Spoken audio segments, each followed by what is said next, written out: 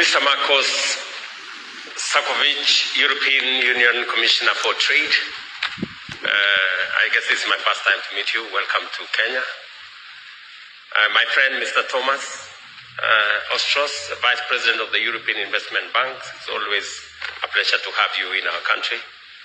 Your Excellency, Ambassador of the Delegation of the European Union to Kenya, members of the Diplomatic Corps, distinguished guests, ladies and gentlemen, good morning. And welcome to Kenya, those of you who are coming here for the first time and those of you who have traveled from different parts of the world. We say in Kenya, Karibuni Sana. On behalf of the government and people of Kenya, I warmly welcome you all to this landmark event, the second edition of the Kenya European Union Business Forum. And I commend the organizers for their outstanding preparation and dedication in bringing us together. This year's theme, digitizing trade, is both timely and forward-looking. It reflects the realities of our modern economy where digital technology is not just an enabler of trade, but its driving force. Through digitization, we unlock innovation, catalyze industrialization, and create seamless access to markets, information, and networks for mutual benefit of Kenya and the European Union. Kenya is open and ready to do business with you. That is why we have actively pursued and secured multiple and multilateral, regional, and bilateral trade agreements, positioning Kenya as a gateway to global markets. We are proud signatories to the Africa Continental Free Trade Area, which gives us access to the $3.7 trillion market of 1.4 billion people in our continent. Through the Kenya-EU Economic Partnership Agreement, we enjoy privileged access to a $19 trillion market of 450 million good people of the European Union. Under the Africa Growth and Opportunities Act, we have entry into the $27 trillion United States market of 330 million people. Our agreement with the United Kingdom links us to a $3.3 trillion market. Our newly signed Kenya-UAE Comprehensive Economic Partnership Agreement connects us to another $503 billion Gulf market. Closer to Kenya, Kenya remains a key partner in the East African community, a $336 billion common market with a population of 300 million people. Each of these agreements connect Kenyan businesses to global opportunities, unlocking markets, attracting investments, and driving shared prosperity.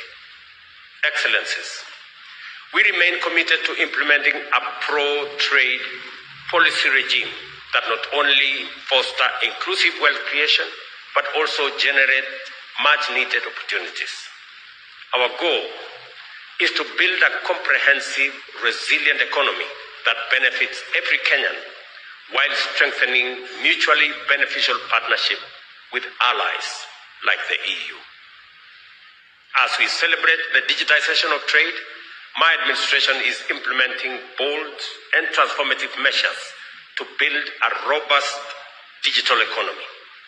We're rolling out, for example, an ambitious last-mile fiber connectivity program, aiming to install 100,000 kilometers of fiber optic cable and 25,000 public Wi-Fi hotspots by 2027, ensuring no part of Kenya is left behind in the digital revolution. Through the expanded e-citizen platform, over 20,000 government services have been digitized, making it easier, faster, and cheaper for businesses to engage with government. We have established 284 digital hubs in Tibet institutions, with 400 more under construction. These hubs are becoming vital centers of innovation, enterprise, and digital skills development. Kenya is attracting global technology giants For example, Microsoft, Amazon Web Services, and Apple have already established a presence in Kenya.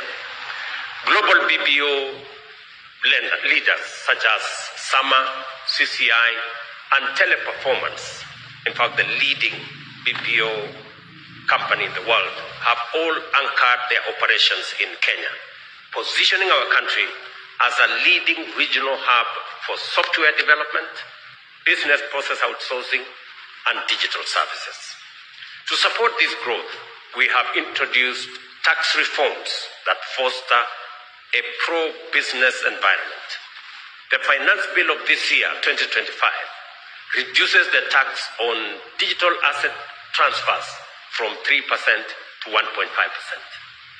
This signals our commitment to an innovation-driven economy that nurtures startups, MSMEs, and investors alike. These efforts are already bearing fruit. Just last month, the International Monetary Fund ranked Kenya as the 6th largest economy in Africa, up from the 8th 2.5 years ago, projecting our GDP to reach $132 billion by 2025.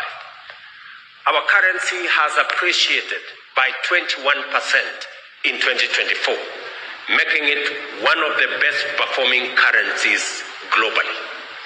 These achievements reflect the sound reforms and bold measures implemented over the past 2.5 years. Ladies and gentlemen, this forum comes at an opportune moment following the entry into force of the Kenya-EU Partnership Agreement. Significant strides have been made in operationalizing this historic agreement, including its ratification and the convening of the EPA Senior Officials Meeting, which culminates in the inauguration of the EPA Council later today. I did already appoint members from the Kenyan side to the EPA Council, and I look forward to positive outcomes from the first meeting that's going to be held today. I urge the EPA Council to explore innovative ways to unlock the vast potential of Kenya-EU trade while addressing current and emerging barriers. We must move beyond good intentions to actionable outcomes that bring tangible benefits to our businesses, investors, and citizens. A major highlight of today's engagement is the launch of the European Union Chamber, I'm told Eurocham. This marks a new chapter in deepening Kenya-EU private sector collaboration. By promoting trade, sustainable development, stakeholder dialogue, and a better investment climate, Eurocham will play a pivotal role. I encourage the establishment of Kenya-EU Business Council between Eurocham and the Kenya National Chamber of Commerce and Industry to provide a unified voice and a focused agenda.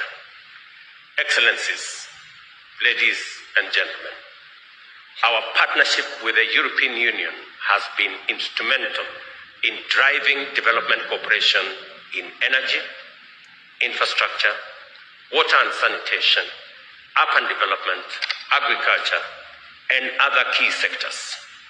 I remember visiting one of our counties with the European ambassador here in Kabonyo, somewhere in Western Kenya, in Kisumu, to inaugurate a trauma hospital that currently is serving that region as part of the building blocks of our strong relationship. The EU delegation to Kenya and the European Investment Bank, whose Eastern Africa regional headquarters is in Nairobi, have been invaluable partners in this journey. As we look ahead, we must broaden our horizon beyond Kenya. I look forward to the upcoming Africa Union, European Union ministerial meeting later this month in Brussels, where we will advance continental priorities in trade, in investment, and sustainable development. I wish you all in this meeting a very fruitful and impactful deliberations at this second edition of the Kenya European Union Business Forum. As we deepen this partnership, I warmly invite you to the Kenya International Investment Conference in early 2026 in Nairobi. I trust that this delegation will actively engage in identifying opportunities, building partnerships, and including investment deals across key sectors. Ladies and gentlemen, I thank you, and I wish you well.